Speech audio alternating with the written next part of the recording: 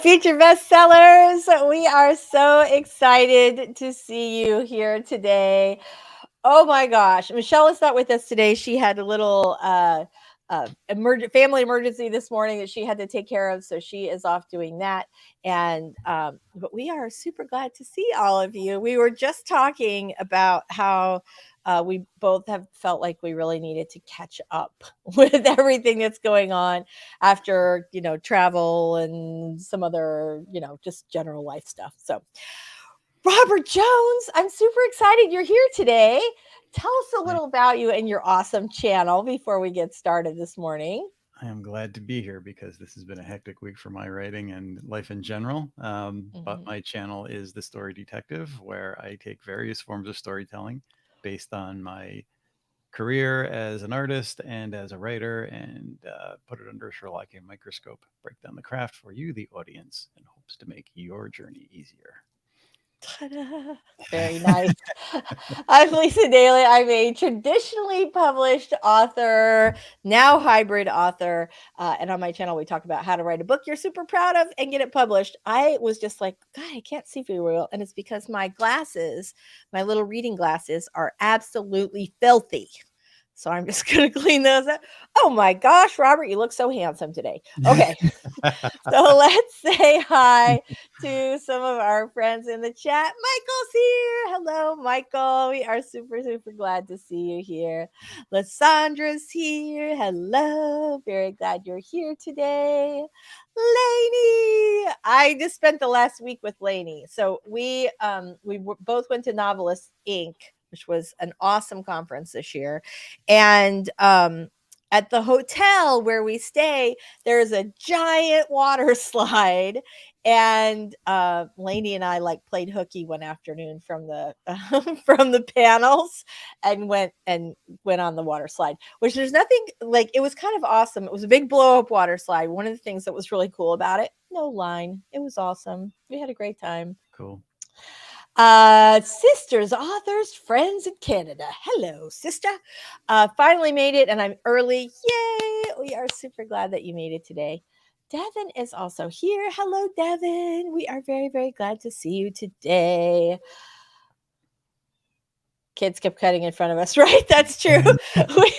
We're standing in line and these little kids keep going. And then we realize, like, what is happening? Oh, okay. They don't realize how cool we are and that we too are here to ride the ride. Right. It Hmm. was fun. It was a very nice deal. There was like um a thing out in the Gulf that was like remember that show Wipeout that runs in the summertime, and it's basically like a big obstacle course. There was sort of a Wipeout style obstacle course out floating in the Gulf. But Lainey was not interested. Which is I probably would have I don't know. I would have done it like if my kids were there, I probably would have done it, but she gave me a good excuse not to do it. But it was the slide was super awesome. It was pretty fun. And I had a great view, so I'm excited about that. All right. What are you going to work on today, Robert? I am still debating whether to work on my craft book or to do something else here. I still have some notes to um, give to a person that I'm trying to guide a little bit on in terms of their novel and getting things in shape. That sounds fun. Pretty cool. I'm actually going to be working on scripting for my podcast. I'm filming a podcast episode this afternoon, which I have not done in a couple of months because I got sick, and so I originally I planned to go on hiatus after 12 episodes. I ended up going on hiatus after 11 because that's how many I still had filmed. I just like once COVID happened, it's not happening. So I'm excited about that. Although I am like a little bit nervous about, because I haven't done it for a little while. So I'm a little nervous about getting back into the swing of things. All right. So that's what I'm going to work on today. How about you guys in the chat? What are you going to be working on today? Let us know in the chat. I am going to go ahead and put our timer up to do today to do a 5-minute warm up sprint. Let's get our documents open and all that good stuff so that we can start doing some writing. I'm excited. Like I'm feeling very much like I'm ready to have a super productive day today. So we'll Yeah, see me how. too. I Yeah. really need to get my head wrapped around my schedule again after the past week. Mhm. I know I think sometimes that, that you have like, that taking a break that completely takes you outside of your schedule where you've Mhm. got some other stuff to work on or you're going out of town or whatever, but anytime like that, you get sort of a hard reset, and I almost figure I almost think it's easier to sort of get yourself back onto a good schedule if you've had, like, a kind of a bigger disruption like that. Yeah, sometimes it is. Yeah. Alright. Let's see how it goes. Don't take up all the don't be like a camera hog there, Robert. Don't be like, talking.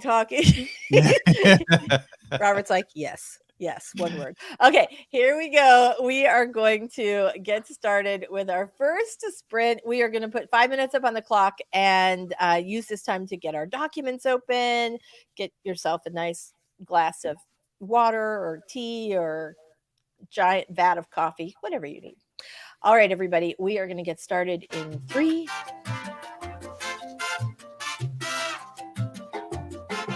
What?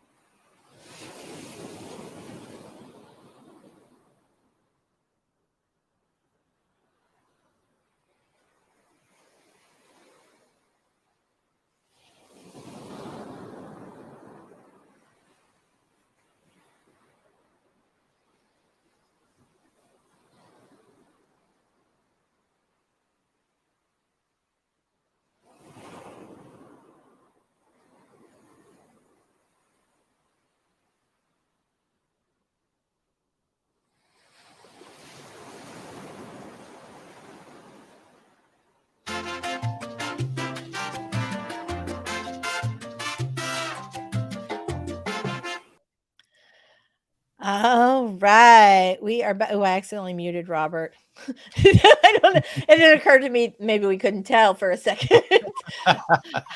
Just a second. You know I love you. I'm just like to tease you. So a couple of things. I think one thing that that has been sort of making the rounds a little bit is that a lot of um, folks have just found, a lot of people have heard that Amazon has recently changed all of their categories. And so now you have three. You used to be able to have like a little backdoor method where you could reach out to the fine folks at Amazon or KDP and request that your book be placed into, I think it was up to 10 categories total. So an additional 8 categories from the 2 they originally gave you. And they're not doing that anymore, which makes sense. I'm sure it was pretty labor intensive. I don't know why they care to limit it, but okay.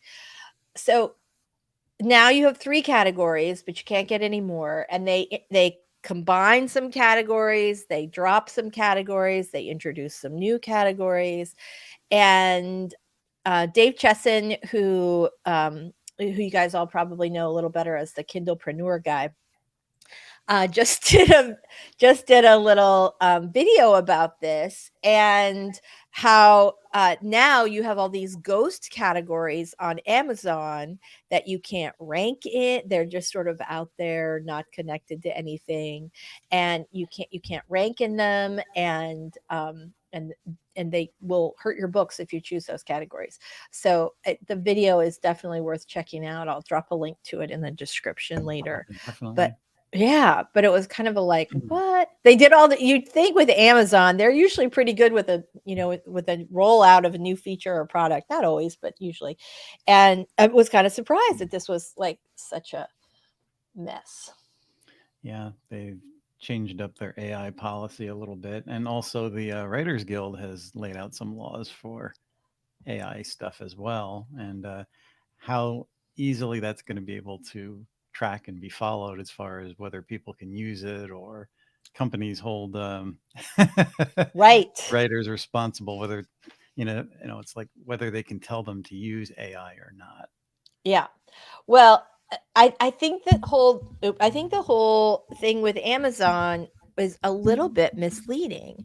And the reason that I think that is because, they made this big announcement about how all of a sudden there was this flood of AI books on Amazon, and that what they did to try and stop the tide of crap was, first they say you can't upload more than 3 books a day to Amazon, which most people are like, well, a real writer wouldn't write more than 3 books a day.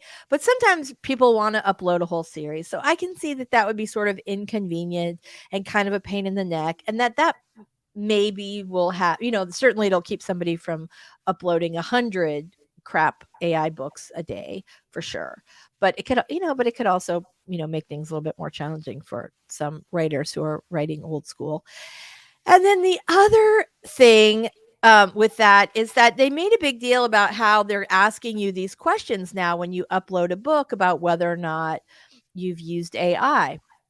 But when I looked at the questions, it pretty much just looked to me like it was, have you used AI art on the cover? Oh, Not, really? did a computer write the interior of your book? Which was kind of interesting. And then the other thing is there was a big article, I think in the New Yorker, about this proliferation of AI crap books. And they had there's a book on the proliferation of these AI crap books, not a book, an article, sorry. And they were talking about how a number of authors are suing the various AI companies because they believe that the AI has been trained on their books. And apparently there is now a link to a place where you can look up your books to see whether or not AI models have been trained on your work. And I guess That's Nora good. Roberts had like 150 books or something, and she was not happy. Yeah, it's definitely going to flood the market and change self-publishing. Amazon is limiting now, but 3 books a day for millions of people is going to be an awful lot of books, and people are going to get lost in an even bigger sea.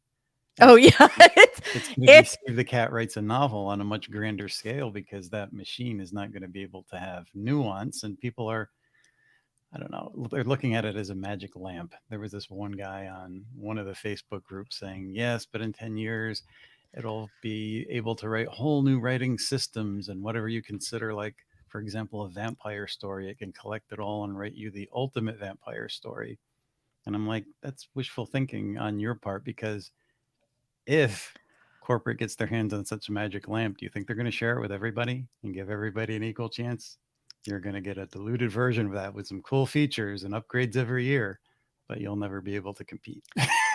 well, yeah. Well, this is the thing. I just read over the weekend that Amazon had bought a big AI company, and like instead of developing their own, like Google and Apple have, they've either started the process to purchase it or they've just purchased this massive AI company.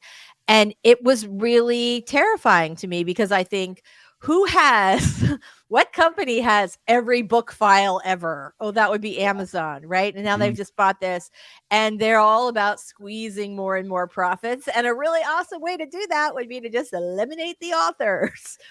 And yeah, so there's that. So that makes me nervous. It makes me a little bit nervous. Yeah, it is. I think that we're going to have to. I mean, the people that sat back in the pack and said we don't need to learn, now that everybody has access to the machine and has an equal part in Right. that, you're going to have to somehow know a bit more than that and be able to use your brain and not just press a button. Mm-hmm. And it's Mm-hmm. still going to be harder. I do believe the cream always rises as we see the better books and self publishing has.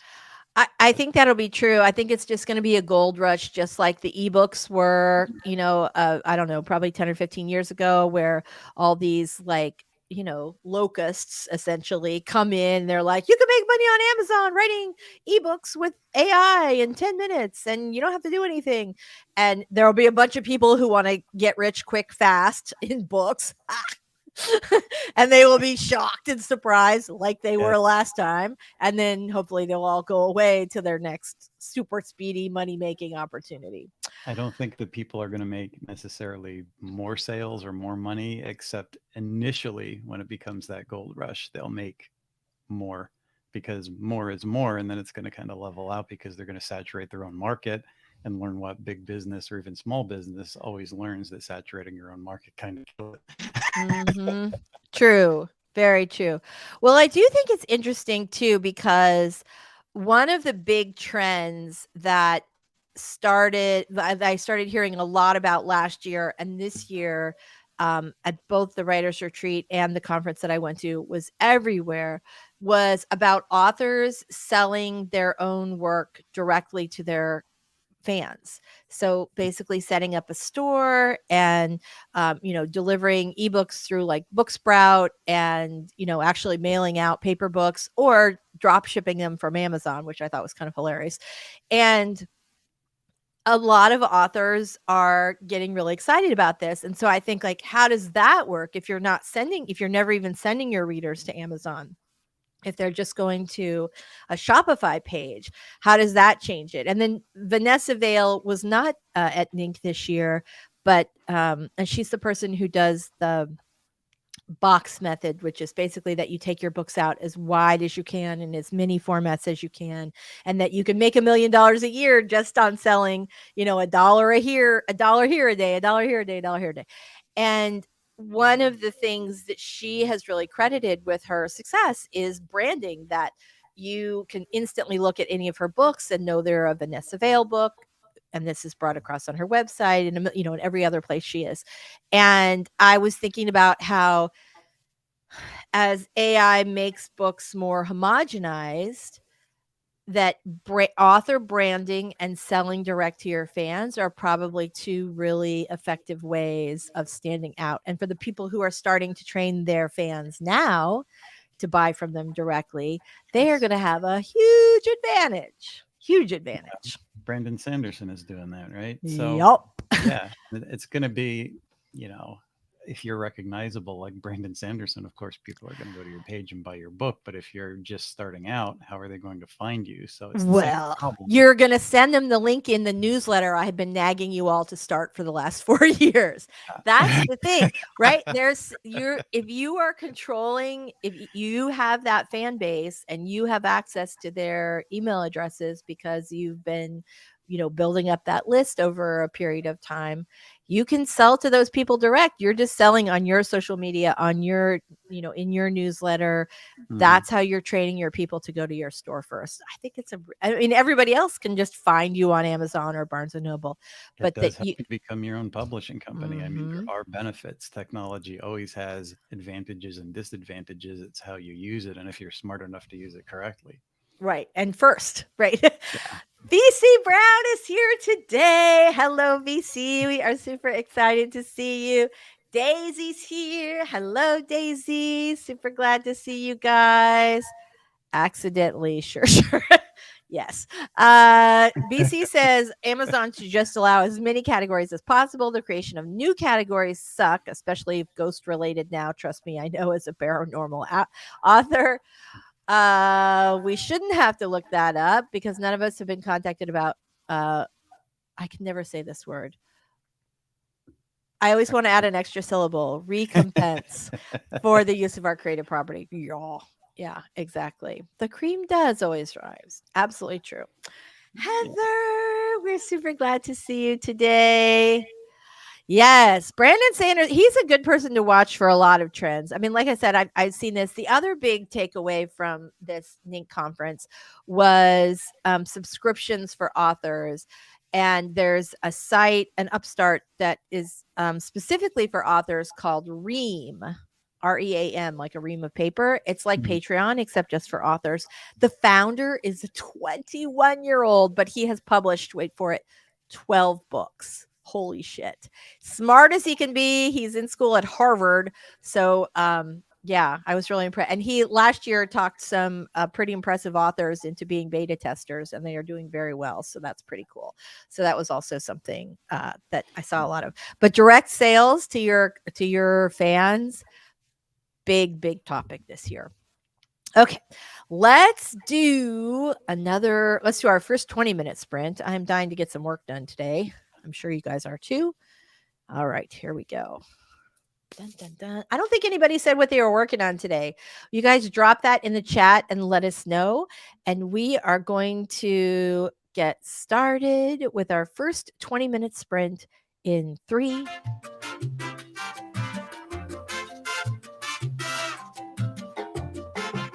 1.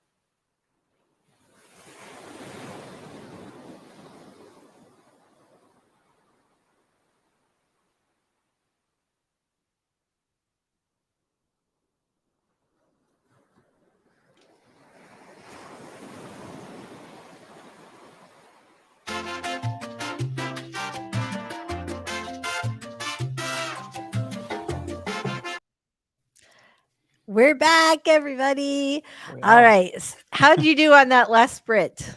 I did well. I'm working on giving this person their notes, and it's coming along pretty well, I think.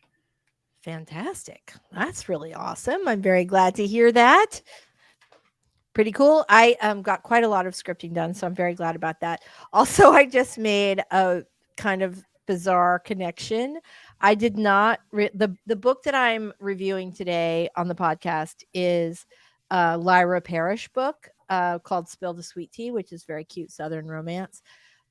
Lyra Parrish is the pen name of another popular author tuber, the Courtney Project. Mm-hmm. I had no idea. Anyway, Yeah. how funny is that? I just thought she was lovely. We'd met before. When I was emailing back and forth, we were already friends on Facebook, and I was like, that's weird. But yeah. So okay. Well, I'm glad. I'm always the last to know, right? There we go. Anyway, I'm excited. I'm very excited about that. It'll be pretty cool. We have got some books. Heather's here. Yay. We're very glad to see you today. Lainey is working on outlining book 1 in a new series. Lainey, that is super, super excited. We talked a little bit about Lainey's new series. I don't know what it's about, but I do know one of her launch plans, and I think it's awesome. So I'm excited about that. Lysandra, I'm halfway through drafting my Christmas short. Nice. This is one of the cool things about the podcast is I'm getting more actively pitched a lot more titles, and I'm just awash in Christmas books right now, and I love it because I live in Florida. It always looks like summer outside. I need Christmas books and Hallmark movies in order to cue my brain that the holidays are near. Let's see. BC is organizing Out of Control files today. Then maybe some work on the revisions for one of my paranormal mystery novels. Awesome. Sako and BC are co-writing the sequel to Flambeau. I remember that you wrote that on. I remember like that launch, that whole big thing. Awesome. Look at you. Sisters working on the newsletter for my work for my day job. And some printables to sell on Etsy. Question: has anyone else heard about issues with Etsy holding back monies from sellers recently? I did just hear something about that they had like increased the like reserve against returns amount. So I had just seen, I can't remember where I saw it. I feel like it was like in a Facebook, on Facebook is where I saw it. But I think that the person who was being impacted just reached out to Etsy, and they like originally the thing was that the seller sold quite a lot, and they changed the formula for how much in reserve they keep, and it was basically going to put them out of business. So they reached out to Etsy, and I think that they got an adjustment. So hopefully that'll work out for you. RC is here. Hi, RC. We are super glad to see you today. I love how RC can make an entrance in the chat room. Very nice. There you go. And smashes the like button. That's basically just like RC's mic drop. Done. And you know what happens when RC does a mic drop? I mean, you know, the crowd goes wild.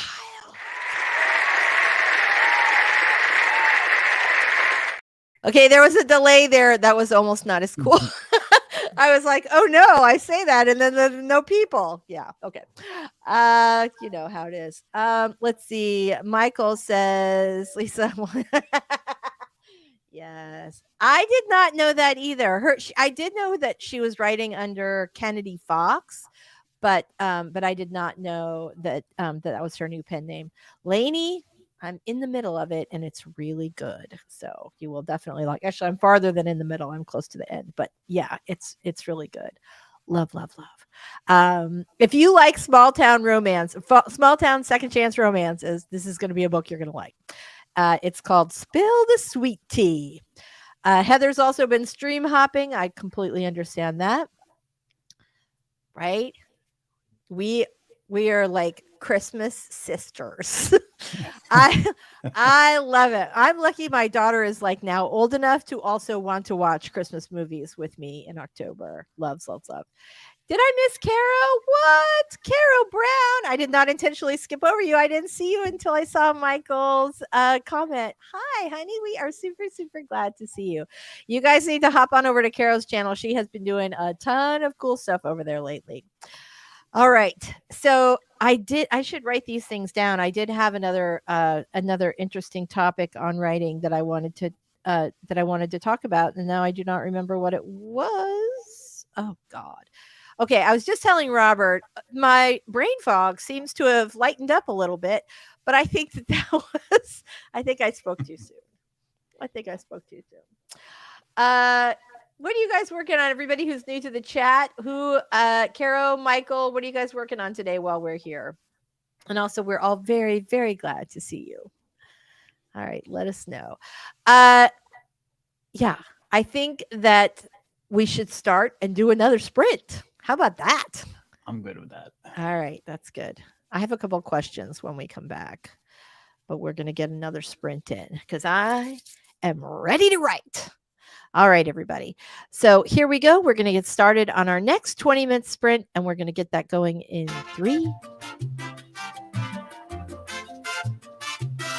2, 1. Cha-cha.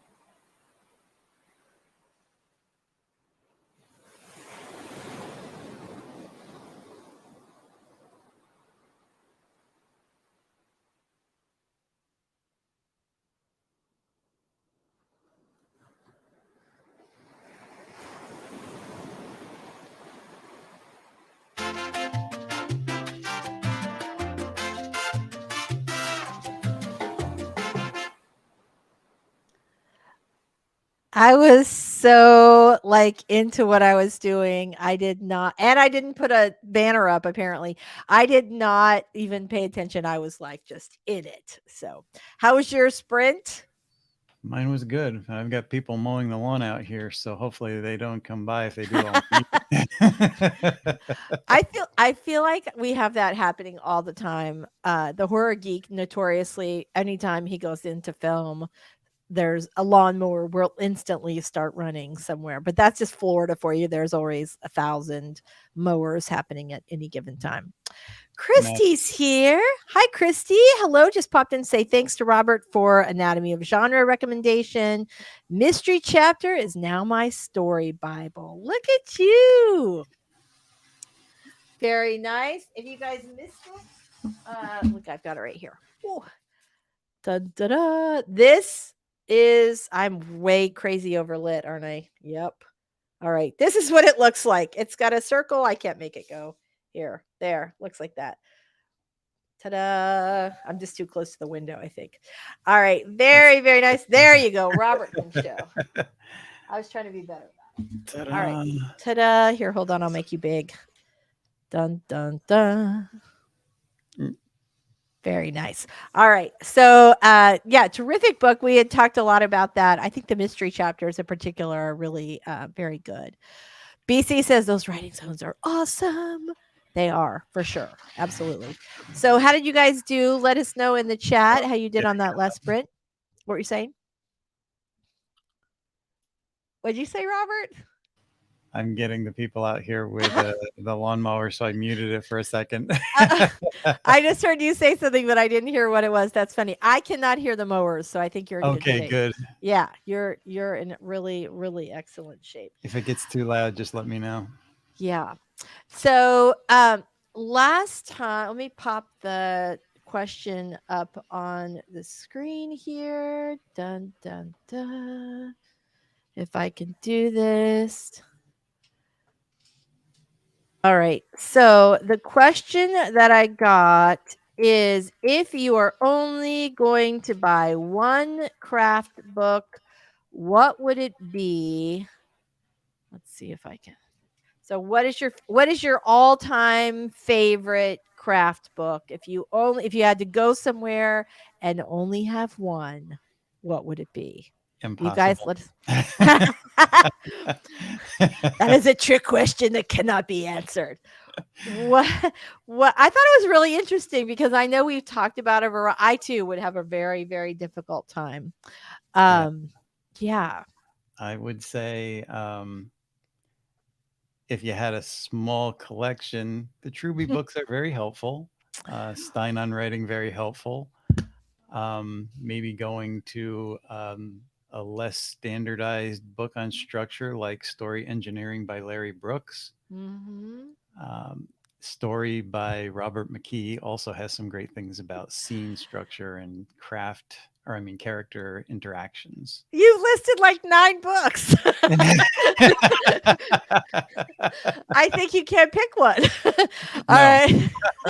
Lady says emotional wound thesaurus. Oh, that is such a good one. If I could only pick one.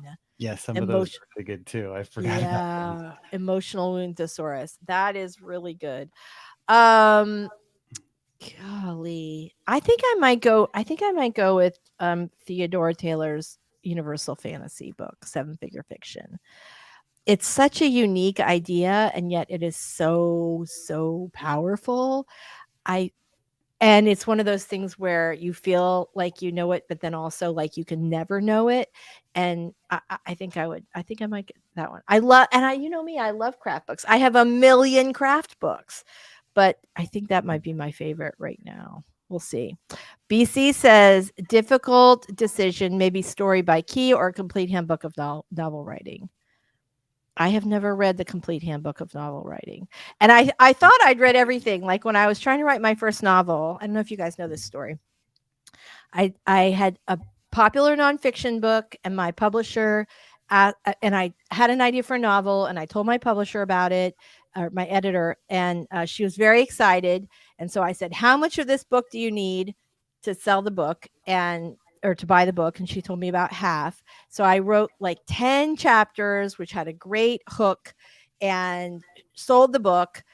But I realized after I had the contract and the check that had already cleared, I did not want to give the money back, but I did not know how to write a book. And I basically went through every single story craft book I could. Like I just read that. I mean, I'd already read lots of them, but I read just every one I could do. The one that actually sort of got me to kind of understand. There's still more. There's no. You could never pick one, could you? I was gonna No. say, like, the Janet Ivanovich book, like, really helped me because that gave me, like, the little piece of the puzzle that I should storyboard, and then, oh god, there was the Marshall Plan workbook, not the I said book, and the Marshall Plan workbook was what I used. So does that count? Can I have 2? Yeah. All right. Okay, Lysandra says the Emotion Thesaurus, that's a good one. I might have that. Oh, you know what else is good? This one's great if you are a romance author. Naughty Words for Nice Writers. Let's see. Here you go. That's a good one. BC, I don't know. BC's like, ooh, I don't know that one. Let's get another one. It will change your life, BC. Seriously. Writer's Digest. Not even sure when or where I came across it, but it touches a little bit of everything. Yep, got it. Well, there you go. All right, fantastic. I think we got some I think that's interesting. I'm fascinated by people's favorites. I don't think I could pick one. I knew you couldn't pick one, Robert. That's why I asked. I knew it was a trick question. It depends on what you're doing. I guess if you were stuck in one certain position or having difficulty figuring something out, then yeah, you might be able to pick one that would be most useful to you at the time. At that very moment in Best time. craft book is what's in your head, and you go through it and you keep learning. That's all you can do. I know. Well, and it's hard to when you answer that question. Like, are you thinking of the craft book that was? Are you thinking of the craft book that was like the most helpful craft book you've ever read ever? Or are you thinking about the one that helped you solve your most recent problem? Like the craft books that I read when I first started writing are not as useful to me now because I understand how to structure a story.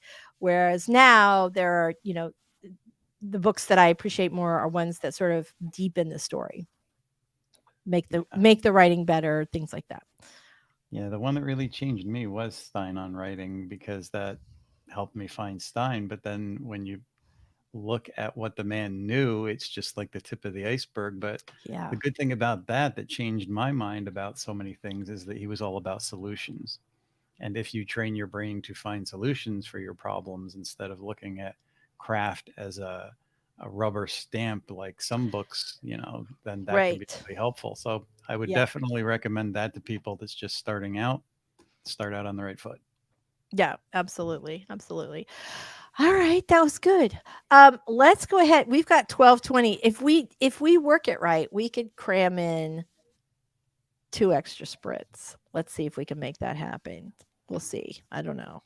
We'll try though. Okay, let's go ahead and put 20. Hold on, I've got the wrong video. You know how sometimes it like just goes to the next video? Well, right now we have vintage landscapes popped up right after my video, which I'm not quite sure what that means. All right, hold on. Okay. Let's get that timer up. All right, everybody. We are going to start sprint number 3 today. We're going to get that going in 3, 2, 1. Cha-cha.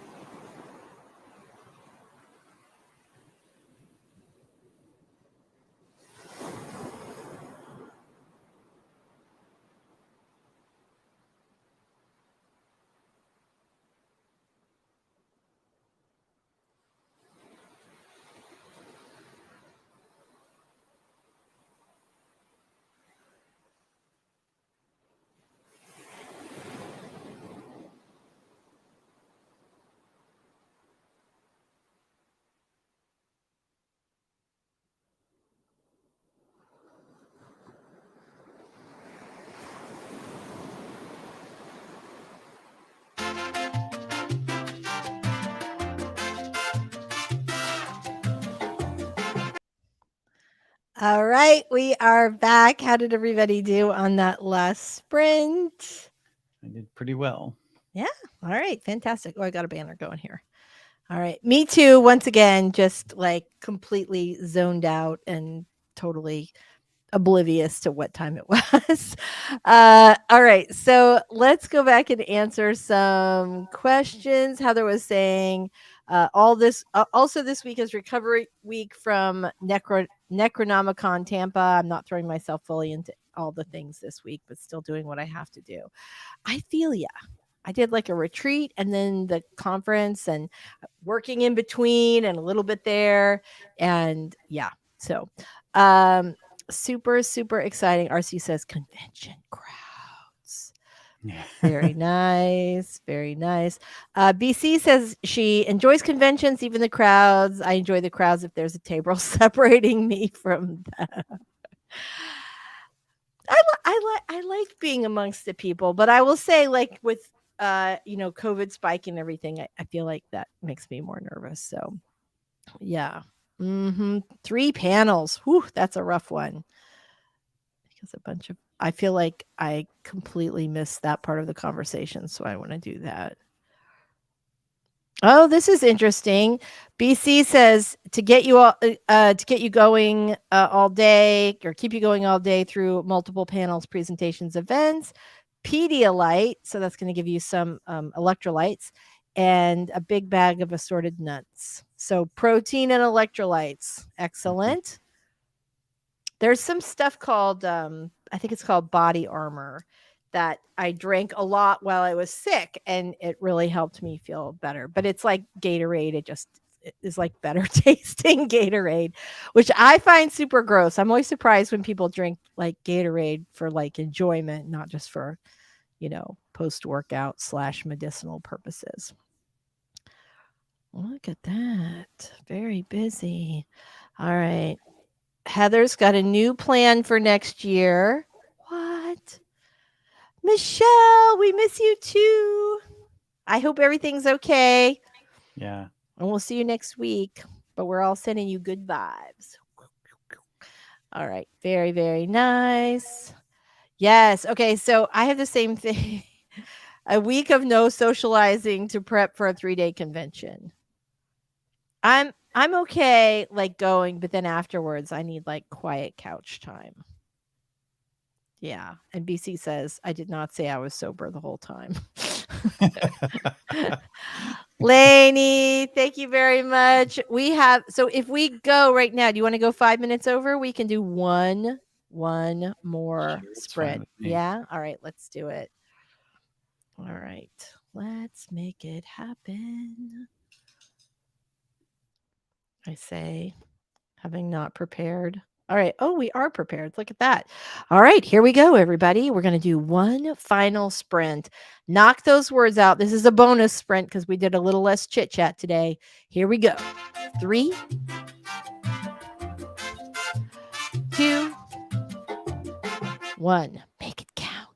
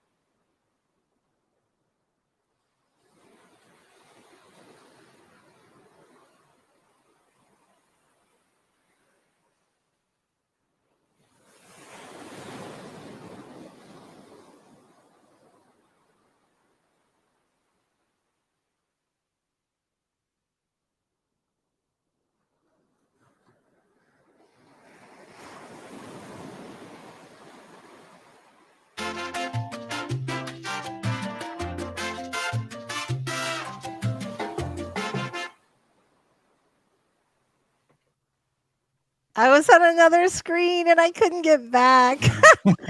I was like, "Oh no, where is it?" I hate that when you have too many windows open and all that stuff. So, we have a couple. How'd you do on that last sprint, Robert? Good. I'm almost finished here. So this afternoon, just go on. Excellent. Excellent. I know. I did pretty well too. Oh shoot, it's like 7 after. I have an interview scheduled in 20 minutes, so we're gonna do this really fast, but I wanted to say bye to everybody. Dun dun dun. Robert, can you go ahead and do your outro before we head out today? Sure. I'm Robert Jones, and my channel is The Story Detective, where we take various forms of storytelling and put it under a Sherlockian microscope and break down the craft to make the viewer's journey easier. Very, very nice. I'm Lisa Daly. This is my channel, Bestselling Author Writing Coach. I am a traditionally published and indie published author, which makes me a hybrid. And here on my channel, we talk about how to write a book you're proud of and get it published. And this was a lovely writing sprint. I really needed it. And I'm super glad that we got 4 sprints in today. I'm Me too. feeling super productive. So we have already kept you guys a few minutes late, but we just wanted to say thank you and bye to everybody. And we will see you next week. Take care, everybody. Bye, everybody. Keep those keyboards